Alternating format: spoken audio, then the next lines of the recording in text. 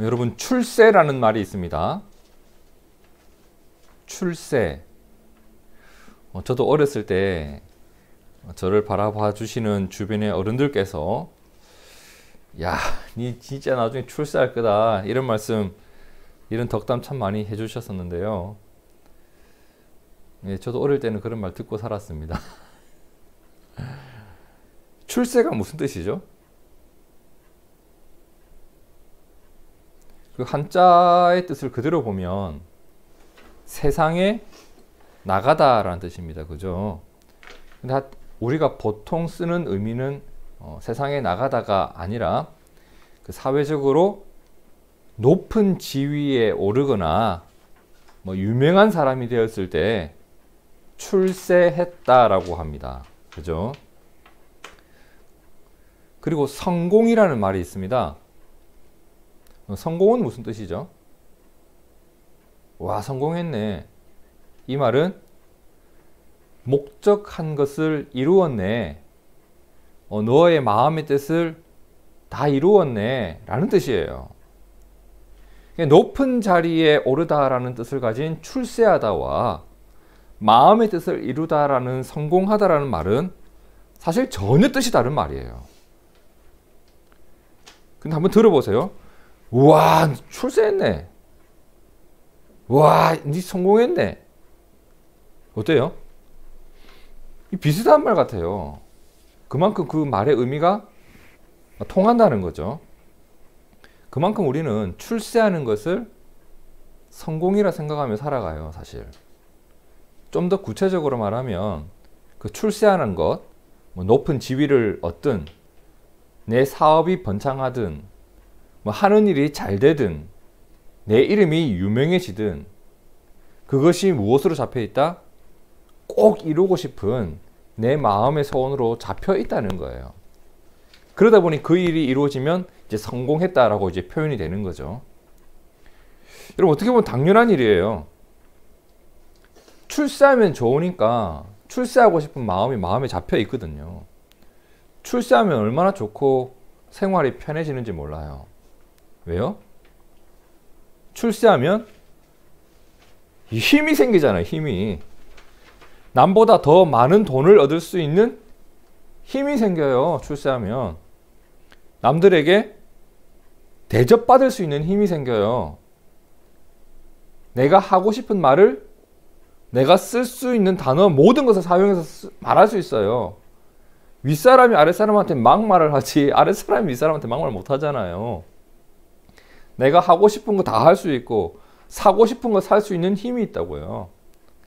간단히 한마디로 너무나 불확실한 이 세상을 조금 더 안정적으로 살아갈 수 있고 사람들에게 인정과 그 대접을 받으며 살아갈 수 있다는 거죠. 어떻게 하면? 출세하면. 여러분, 그렇다면 인권, 평등을 외치는 2021년에도 이렇게 출세한 사람들의 힘이 막강하고 그것을 성공한 인생으로 바라보고 있다면, 자, 시대를 거슬러 신분 계급이 확실했던 조선시대는 어땠을까요? 훨씬 더 했을 겁니다. 그 시절에는 이 양반과 평민의 구분이 확실했죠. 양반들 사이에서도 관직에 따라 그 힘이 엄청나게 달랐잖아요. 그 시대에는 정말 출세하면 대박인 거예요. 그죠? 요즘보다 훨씬 더 심했겠죠. 자, 고려 시대는 어땠을까요? 아니, 그 이전 고구려 백제 신라가 있었던 삼국시대는 어땠을까요? 그 시절도 마찬가지였을 거예요. 출세를 꿈꾸는 사람들이 얼마나 많았겠어요. 그리고 출세한 자들의 힘은 정말 막강했을 거예요. 전 역사 공부하는 거 아니에요. 이 말을 하고 싶었던 거예요. 그때 그 시절, 고구려 백제 신라가 세워지던 그때 그 시절, 우리나라 말고 저기 저쪽 중국의 실크로드를 지나서 저기 저쪽 이스라엘은 어땠을까? 이스라엘. 여러분 알고 계셨는지 모르겠지만 우리나라에서 삼국시대가 이제 시작될 무렵, 그러니까 주몽이 고구려를 세우고 그의 아들 유리왕이 왕으로 활동하던 시절, 그리고 그 소선호의 아들 온조가 백제를 세우던 시절, 그때 그 시절이 이스라엘에서 예수님이 활동하던 시절이에요. 그 당시 이스라엘, 그러니까 아주 옛날 일이에요. 그죠? 그 당시 이스라엘은 초강대국이었던 로마의 지배를 받던 시절이에요. 로마의 통치를 받고 있으니 얼마나 힘든 시절을 보내고 있었겠어요? 그런데 그 와중에도 이스라엘 안에 귀족 계층이 있었습니다. 귀족. 그리고 기득권 세력이 있었단 말이에요. 그래서 그 당시 사람들은 출세를 하기 위해서 무엇을 했느냐? 유대교 기반의 사회이다 보니 유명한 스승 랍비를 찾아가서 그의 제자가 되기도 하고, 출세하기 위해서. 그리고 어떤 사람은 돈 주고 뭘 사요? 로마 시민권을 사는 거예요. 미국 시민권을 얻기 위해서 요즘 사람들 얼마나 노력해요. 그죠? 미국 가서 애 낳고 그러잖아요. 그런 것처럼 그 당시 로마 시민권을 많은 돈을 주고 사기도 하고 그랬다고 해요. 사도행전에 보면 나와요. 사도행전 22장 3절에 보면 사도 바울이 자기 자신을 이렇게 소개하는 장면이 나오는데, 나는 유대인으로 길리기아 다소에서 났고 이 성에서 자라 가말리엘의 문화에서 배웠다라고 하는 말이 나오잖아요. 그죠? 이 가말리엘이라는 사람이 그 당시 유대 사회에서 가장 존경받는 랍비 중에 한 명이었습니다. 그래서 그의 밑에서 배웠다는 것은 매우 자랑스러운 일이었고, 앞으로 출세의 가능성이 확 열려지는 그런 일이었던 거죠. 그리고 사도행전 22장 28절을 보세요. 천부장이 대답하되 나는 돈을 많이 들여 이 시민권을 얻었노라. 바울이 가로되 나는 나면서부터로라 하니, 자, 천부장은 어떤 사람이냐면 로마 군대에서 1000명의 그 군사들을 이끄는 우두머리를 이 천부장이라고 불렀죠. 천부장 되게 어려워요. 그죠? 그러면 그 천부장이 어떻게 해서 내가 천부장이 되었는가 설명을 해주는 장면인데, 일단 그는 로마 사람이 아니에요. 로마 사람도 아닌데 어떻게 로마 군인이 되었지? 로마 시민권을 돈 주고 샀다고 해요. 그래서 오늘 여기까지 올 수 있었다라고 지금 말하고 있는 거죠. 당시 사람들은 출세를 이런 식으로 했다고 해요. 이런 시대적 배경 속에서 오늘 말씀이 놓여 있어요. 오늘 말씀을 보면 예수님을 따르고 있었던 12명의 제자들 마음 속에도 출세에 대한 꿈이 담겨 있었다는 것을 보게 돼요. 그리고 이왕이면 더 높은 지위를 얻고 싶어하는 그들의 마음이 담겨 있었다는 것도 보게 돼요. 그들은 어쩌면 예수님을 따르면서 예수님을 통해 성공하고자 예수님을 따라다녔을지도 몰라요. 근데 주님께서 이러한 것을 바라보고 있는 제자들에게 그들의 출세보다, 현재 그들이 꿈꾸고 있는 일에 대한 성공보다 더 중요한 것이 있다고 하는, 삶에 있어서 너희의 출세와 성공보다 더 중요한 것이 있다라고 하는 매우 중요한 가르침을 오늘 말씀에서 주고 계십니다. 오늘 그 가르침을 우리의 마음에도 잘 새겼으면 좋겠습니다. 그럼 본문의 내용을 한번 볼까요? 20절입니다. 그때에 세베대의 아들의 어머니가 그 아들들을 데리고 예수께 와서 절하며 무엇을 구하니? 라고 합니다. 자, 세베대의 아들 누구냐면 요한과 야고보, 예수님의 12명의 제자 중에 2명이죠. 그죠? 요한과 야고보의 어머니가 이 두 아들을 데리고, 야, 너희 이리 와봐. 예수님께 잠시 가야 할 일이 있어 하면서 데리고 간 거예요. 그죠? 그리고 예수님한테, 예수님, 뭔가 제가 구할 게 있습니다. 이렇게 얘기를 한 거죠. 21절에 보니까 예수님이 물어봅니다. 그래, 뭘 원하니? 뭘 구하러 왔니? 물어봅니다. 그죠? 그때 이 어머니가 뭘 구하죠? 두 아들을 주의 나라에서 하나는 주의 우편에 하나는 좌편에 앉게 명하소서. 우리나라 표현으로 하면 하나는 우의정, 하나는 좌의정에 앉혀달라는 거예요. 높은 지위를 달라는 거예요. 예수님이 이루실 나라가 이루어지면 우리 아들을 높은 자리에 앉혀주십시오. 한마디로 출세 좀 시켜주십시오. 얼마만큼? 여기 데리고 다니는 12명의 제자들 중 가장 높은 자리를 우리 두 아들에게 주십시오를 부탁을 한 거예요. 내 자식 잘 되기를 바라는 어미의 마음 충분히 이해가 가죠. 있을 수 있는 일이에요. 그렇지 않겠어요, 여러분? 저도 자식을 둔 부모님들의 기도 제목을 참 많이 봤잖아요. 거의 이런 내용을 벗어나지를 않아요. 그죠? 이 틀을 벗어난 기도 제목을 거의 전 본 적이 없어요. 뭐 대학 붙게 해주세요. 취업 잘 되게 해주세요. 승진 잘 되게 해주세요. 좋은 남자 만나, 좋은 여자 만나, 행복하게 살게 해주세요. 이 틀을 벗어나지 않아요. 이 부모의 당연한 바람이에요. 그러니까 이런 마음을 품은 것 자체는 사실 글쎄요, 저는 크게 나쁘게 보이진 않아요. 그럴 수 있는 일이에요. 요한과 야고보의 어머니도 이러한 바람이 있었고 그래서 예수님을 찾아왔고 이 부탁을 지금 하고 있는 거예요. 그런데 그녀의 말에 예수님이 뭐라고 대답을 하시는지 한번 보세요. 22절 예수께서 대답하여 이르시되 너희가 누구예요? 요한과 야고보와 그 어머니. 너희는 뭘 알지 못한다? 너희가 구하고 있는 건지 그것이 뭔지 지금 모르고 지금 구하고 있는 거다라고 합니다. 지금 어머니와 이 두 아들은 뭘 생각하고 있어요? 출세를 생각하고 있어요. 그죠? 높아지는 거. 더 높은 자리를 생각하고 예수님의 좌편과 우편에 앉혀달라고 하는 건데 예수님은 지금 너는 그게 뭔지 모르고 있다라고 하는 거예요. 제가 이 홍삼을 막 이렇게 맛있게 먹고 있어요. 맛있어 이렇게. 그럼 저희 두 아들이 아빠 나도 이래요. 넌 이게 뭔지 모르고 지금 달라고 한다. 입안에 막 짜주면 난리 나죠 이제. 그죠? 마치 그런 거예요. 지금 너가 생각하는 그런 맛있는 게 아니라는 거예요. 그죠?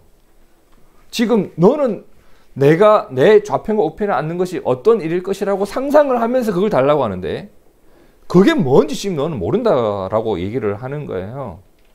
한마디로 그 좌편과 우편에 앉는 것은 너희가 생각하는 그런 세상의 출세가 아니다라는 겁니다.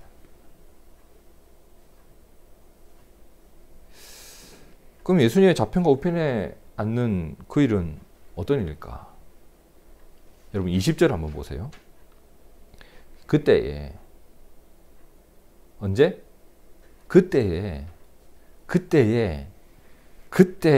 그때가 언제죠? 바로 앞에 나와요. 18절과 19절 함께 읽어볼까요? 시작. 보라, 우리가 예루살렘으로 올라가노니 인자가 대제사장들과 서기관들에게 넘겨짐에 그들이 죽이기로 결의하고 이방인들에게 넘겨주어 그를 조롱하며 채찍질하며 십자가에 못 박게 할 것이나 제3일에 살아나리라 라고 하신 그때입니다. 여러분, 이 부분을 주의해서 보셔야 돼요. 예수님이 세우시는 주님의 나라, 하나님의 나라는요, 그분의 왕국을 세우기 위해 막 소돔과 고모라를 멸망시켰던 유황불을 손에 들고 죽어라 하고 막 던져서 로마를 뒤엎어버리고 애굽에 내렸던 재앙으로 이 세상을 정복하는 그런 나라가 아니죠. 아니에요. 그죠? 예수님께서 온 세상의 왕이 되시겠다고 그분이 가진 모든 능력과 권세를 마구 휘두르면서 예루살렘으로 진격하고 계신 게 아니에요. 그죠? 예수님은 하나님 나라를 어떻게 세워가고 계시죠? 하나님을 잃어버린 사람들이 하나님께 돌아오는 일을 통해서 하나님 나라를 세워가고 계신다고요. 그분이 가진 모든 그냥 능력과 무력으로 이렇게 휘두르시는 것이 아니고 사람들을 하나님께로 돌이킴을 통해서 하나님 나라를 지금 세워가고 계신 겁니다. 그죠? 그래서 주님이 지금 가고 계신 길은 이 길이에요.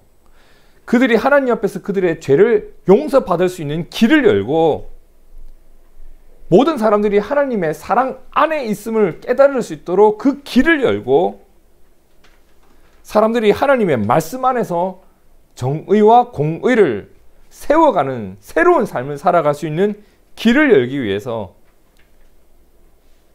즉 그들의 구원을 위해서, 그들에게 생명을 주기 위해서 십자가 위에 죽으시고 다시 살아나시는 부활을 이루기 위해서 예루살렘을 향해 가시는 길입니다. 지금 그때예요. 예수님은 주님의 나라를 세우기 위해 죽음과 부활을 위한 예루살렘 발걸음을 하고 계신 겁니다. 그러면 여러분, 이러한 예수님의 발걸음에 그분의 우편과 좌편에 서는 것, 이러한 주님의 나라에서 그분의 우편과 좌편에 앉아 있는 것, 과연 보통 사람들이, 세상 사람들이 생각하는, 그들이 기대하는 출세와 똑같은 것일까? 남보다 더 많은 힘을 가지고 더 많은 것을 누리며 살아가는 것? 과연 그런 것일까? 십자가 지신 주님 우편에 앉아서 더 많은 것을 누릴 수 있을까? 더 많은 것을 가지려고 할까? 주님은 말합니다. 너희는 지금 너희가 구하는 것이 뭔지 모른다. 근데 이러한 것을 아는지 모르는지 요한과 야고보 그리고 그의 어머니가 와서 부탁합니다. 제가 안겠습니다. 저희를 앉혀주시죠. 자, 그런데 이 모습을 누가 보고 있었다? 다른 10명의 제자들이 다 보고 있었던 거예요. 이게 문제예요. 아니, 이런 걸 사주하려면, 이런 걸 부탁하려면 좀 이렇게 주님을 좀 이렇게 뒷골목으로 불러내가지고 하든지 아니면 좋은 식당에 모셔가지고 따로 얘기를 하든지 이래야 될 텐데 그 일 다 있는 데서 또 얘기를 한 거네요. 그죠? 10명이 봤던 거예요. 그리고 어떤 일이 발생해요? 24절 함께 읽어볼까요? 시작. 10 제자가 듣고 그 두 형제에 대하여 분히 여기거늘 막 분노가 치솟아 올랐던 거예요. 야, 새끼들아, 너희 지금 어떻게 십자가를 지러 가시는 주님께 그런 부탁을 할 수 있냐? 뭐저리야? 이렇게 한 게 아니라, 이게 아니라 너희가 뭔데 우의정 좌의정이냐? 출세하려고 야 니만 그거 갖고 싶냐고 지금 이렇게 분노가 치솟아 오른 거예요. 어땠을까요? 눈빛이 바뀌고 혈색이 바뀌고 표정이 바뀌고 그 공간의 온도가 급냉했겠죠. 막 이제 긴장감이 가득 찬, 건드리면 폭발하기 직전인 어떤 그런 상황. 예수님 지금 어디 가고 계시다고요? 십자가 지러 예루살렘으로 가고 계신데 제자들은 서로 출세하겠다고 난리가 나는 거예요. 도저히 이대로는 안 되겠다. 도저히 이대로는 안 되겠다 싶으셨는지 예수님은 가던 길을 멈추고 너희 다 모여. 일단 여기 한번 모여봐. 다 불러 모읍니다. 25절 보세요. 예수께서 제자들을 불러다가 말씀합니다. 이방인들의 집권자들이, 로마 황제가, 로마 군인들이, 권력가들이 그들을 임의로 주관하고 자기 다루고 싶은 대로 다루고, 그 고관들이, 귀족들이, 힘 있는 자들이 어떻게 한다? 권세를 부리는 줄을 너희가 알고 있지. 세 번역 성경을 한번 보세요. 예수께서는 그들을 곁에 불러놓고 말씀하셨다. 너희가 아는 대로 이방 민족들의 통치자들은 백성을 마구 내리 누르고 고관들은 백성에게 세도를 부린다. 그들의 힘을 부린다. 그렇죠? 이게 일방적인 상식이에요. 이것이 출세한 자가 누리는 것, 일반적인 상식이라고요. 그죠? 그러니까 사람들이 출세를 하고 싶잖아요. 그러니까 당시 집권자들, 힘으로 세상을 지배하는 로마 황제 얼마나 힘이 넘쳐요. 힘없는 자들은 얼마든지 자기 마음대로 다룰 수 있었다고요. 수많은 자들이 그들의 힘으로 자기 이익을 위하여 그리고 자기가 원하는 것을 얻기 위하여 마음껏 하면서 살아가고 있었다고요. 출세를 하여 힘을 얻으면 이러한 삶을 살 수 있다는 것을 예수님도 알고 제자들도 알고 있어요. 그러니까 주님은 알고 있는 거예요. 지금 너희가 이런 걸 기대하고 있지. 그지? 너희가 왜 내 우편 좌편을 기대하는지 나도 알아. 너희 지금 이 생각을 가지고 있지. 그러니까 서로 다투는 거 아니야. 출세에 대한 생각, 성공에 대한 계산, 너희 가지고 있는 거지. 지금 이것 때문이지. 그리고 너희 지금 대놓고 얘기는 안 했지만 적어도 너희들 안에서 서열에 대한 욕심이 있구나. 주님은 알고 있었던 거예요. 너희 이것 때문에 그런 거지. 대놓고 말씀하신 거예요. 그래, 높은 자리에 오르면 힘이 있고 그 권세로 살아간다는 건 너희도 잘 알고 있구나. 그런데 너무나 뜻밖의 말씀을 이어가요. 이제 26절과 27절 우리 의미를 마음에 새기면서 함께 읽어봅니다. 시작. 너희 중에는 그렇지 않아야 하나니 너희 중에 누구든지 크고자 하는 자는 너희를 섬기는 자가 되고 너희 중에 누구든지 으뜸이 되고자 하는 자는 너희의 종이 되어야 하리라. 예수님이 뭐라고 하냐면 세상하고 똑같이 하지 말라는 겁니다. 너희는 그렇지 않아야 한다. 누구든지 크고자 하는 자는, 이걸 이렇게 말을 바꿔볼까요? 누구든지 출세하려는 자는 너희를 섬기는 자가 되고 너희 중에 누구든지 으뜸이 되고자 하는 자는, 누구든지 성공하고자 하는 자는 너희의 종이 되어야 한다. 아니, 남을 섬기기 싫어서 섬김을 받고 싶어서 내가 출세하고 싶은 건데 출세하려면 섬기라고 하고 누군가의 종이 되기 싫어서 내가 성공하려고 하는 건데 종이 되어야 한다니 이게 또 무슨 말일까? 주님은 말씀합니다. 이게 하나님 나라의 방식이다.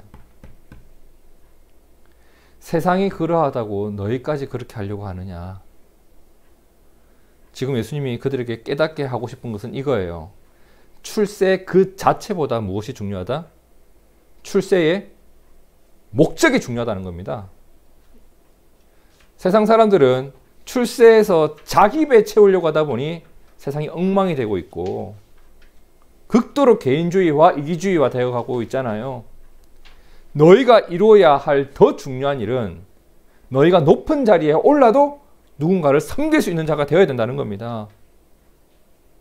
너희는 이웃을 섬길 줄 알아야 된다. 너희에게 있는 힘이 누군가에게 섬김을 받아야 될 이유가 되는 것이 아니라 섬겨야 할 이유가 되어야 된다. 심지어 이웃의 종이 될 수 있어야 한다. 여러분 오해하지 마세요. 이 말씀은 너희는 출세를 하지 말라는 뜻이 아니에요. 다만 출세 그 자체를 목적으로 삼지 말고 너희가 더 이루어야 될 하나님의 나라를 이루기 위해서 그 출세를 활용하라는 겁니다. 그죠? 하나님이 너희를 그 자리에 세우신 이유를 한번 고민해봐라. 하나님이 너희를 그곳으로 이끈 사명을 한번 생각해봐라. 하나님의 일을 기억하라. 이 부분이에요, 여러분. 너희의 성공한 그 자리를 통해 그 자리에서 예배하라. 하나님이 너를 그 자리에 세우신 이유를 기억하라. 그렇다면 이 말씀은 이런 내용이겠죠. 하나님 너를 그 자리에 세우셨을 때 하나님이 분명한 이유가 있다. 세상과 똑같이 하지 말고 하나님의 이유를 기억하자. 근데 제자들이 현재 그렇지 못해요. 얼마나 안타까우셨을까요? 너희 중에는 그렇지 않아야 하리니, 이 말씀 어떻게 보면 주님의 탄식 소리 같아요. 그죠? 주님은 오늘 우리에게도 돌아보게 합니다. 내 마음속에 뭔가 이루고 싶은 일이 있고 성공하고 싶은 일이 있고 출세에 대한 욕구도 있는데 그것을 통해 내가 꿈꾸고 있는 게 과연 뭘까? 그 자체가 목적일까? 내 편하고 내가 조금 더 얻는 것, 그 자체가 목적일까? 출세를 통해 내가 얻고자 하는 삶의 모습은 무엇이고, 과연 그 안에는 주님의 가르침이 담겨 있을까? 아니면 세상 사람들과 똑같은 것일까? 우리가 주님께 무언가를 구할 때 이 부분이 중요한 것 같아요. 세상 사람과 똑같은 이유로 내가 그걸 구하고 있는지, 아니면 하나님에 대한 열심과 하나님 나라에 대한 마음이 있는지, 이 부분 말입니다. 이어서 주님은 말씀합니다. 인자가 온 것은, 내가 너희에게 다가온 것은, 이 세상을 찾아온 것은 섬김을 받으려 함이 아니라, 주님은 하나님의 본체이십니다. 그죠? 그분이 찾아오셔서 너희에게 무언가를 대단한 것을 받기 위해서 내가 찾아온 것이 아니라 너희를 섬기기 위해 찾아왔다. 내 목숨을 많은 사람의 대속물로 주기 위해 찾아왔다. 그 높은 분이, 그 하나님이 우리를 위해서 죽으시고 찾아오셨다는 것, 이건 말입니다. 그분이 우리를 섬긴대요. 하나님께서. 예수님이 이 땅에 오신 것은 하나님이 우리를 섬긴 사건이에요. 그죠? 이게 복음이라고요. 그죠? 나를 위해 다른 분이 죽었다는 게 아니고 하나님이 우리를 섬겼다는 것, 이 부분 말이에요. 거기서 그 사랑의 위대함도 우리가 경험하게 되잖아요. 주님은 지금 이 일을 위해 예루살렘을 향해 가는 중입니다. 그 높은 분도 우리를 섬길 수 있습니다. 여러분, 그런데 이 말씀 이후에 그렇지 않을까요, 여러분? 전 29절에 이런 내용이 나왔어야 될 것 같아요. 그들이 잠언했습니다. 섬기는 자가 되겠습니다. 근데 보이지를 않아요. 주님이 마시는 잔을 제가 마실 수 있도록 힘쓰겠습니다. 주님, 제가 잘못했습니다. 제가 주님의 길을 따르겠습니다. 주님, 제가 그러한 주님의 길에 우편에 있겠고 좌편에 있겠습니다.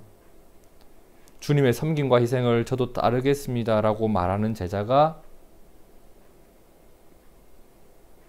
아직은 한 명도 보이지를 않아요. 그만큼 주님을 따르는 일이 우리 의지로는 힘든 일일지도 모르겠다라는 생각이 들어요. 하지만 우리의 믿음은 어디를 향해 있죠? 주님이 말씀하신 길이 우리의 성공이라 믿습니다.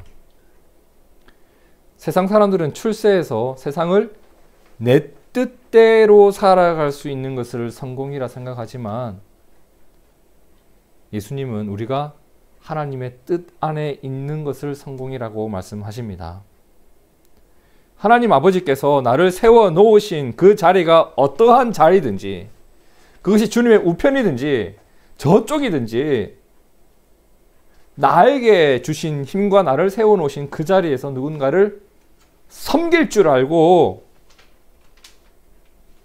높은 자리에서 스스로 내려와 종의 자리에 설 줄 아는 것, 이것이 예수님을 닮아가는 성도의 모습이고 나를 세우신 하나님의 은혜를 믿는 자의 모습이고 영원한 나라를 바라보며 살아가는 성도의 삶의 모습이 아닐까 생각을 해봅니다. 정말 많은 그리스도인들이 하나님의 영광을 위하여 자신의 출세와 성공을 놓고 기도를 합니다. 그죠? 그러나 그들이 출세한 것 그 자체, 그들이 어떤 힘을 얻은 것 그 자체가 무슨 하나님께 영광이 되겠어요, 사실. 학생들이 이렇게 기도하잖아요. 좋은 대학 가서 하나님께 영광 돌리게 해주세요. 아니라니까요. 네가 대학에 들어간 게 왜 하나님께 영광이 되냐고요. 장로가 대통령이 되었더니 하나님의 영광이 드러났습니까? 내가 직장에서 잘 되니 하나님의 영광이 정말 드러났습니까? 내가 하는 일마다 다 잘 되니까 하나님의 영광이 드러났습니까? 그 이후에 무엇이 있었는가가 하나님의 영광이 드러나냐 그렇지 아니냐가 결정된단 말이에요, 여러분.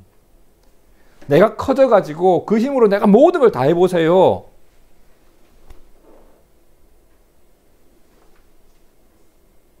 하나님 영광이 드러날까요? 크고자 하는 자는 너희를 섬기는 자가 되어라고 했습니다. 으뜸이 되고자 하는 자는 너희의 종이 되어야 한다고 했습니다. 바로 그 자리에 하나님 영광이 드러나리라 저는 믿습니다. 그것 얻어서 내가 어디를 향해 가고 있냐는 겁니다. 그래, 출세했어요. 그것으로 무엇을 섬겼고 얼마나 낮아졌나. 예수님께서 하늘의 영광을 버리고 땅에서 죽으셨습니다.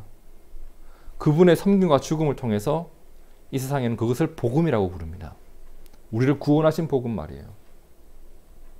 그럼 그분을 따르는 우리의 섬김과 헌신과 희생을 통해서 오늘 누군가가 살아갈 수 있는 힘과 용기를 얻는다면 이 또한 누군가에게는 복음이 되지 않겠어요, 여러분?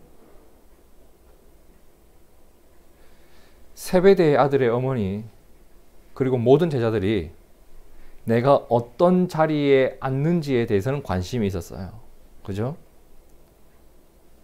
근데 주님의 관심은 어디 있었어요?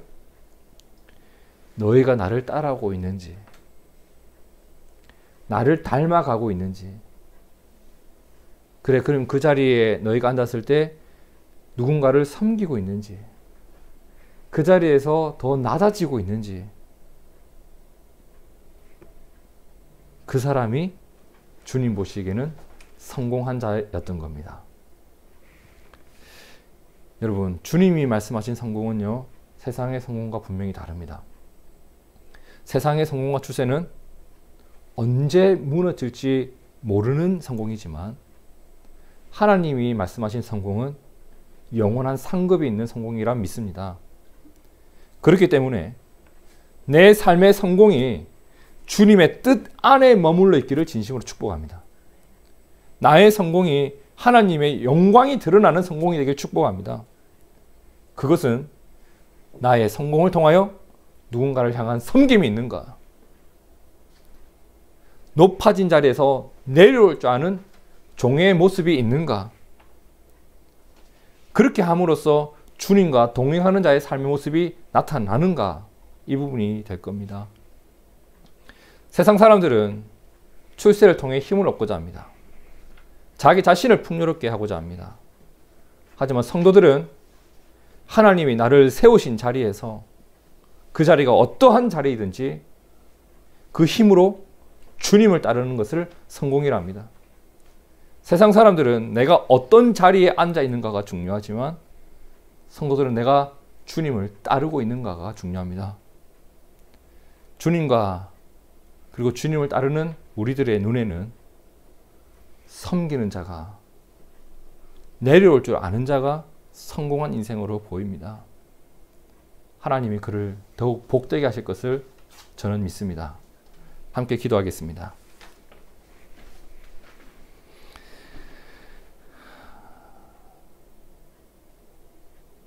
우리를 섬기셨던 주님의 모습,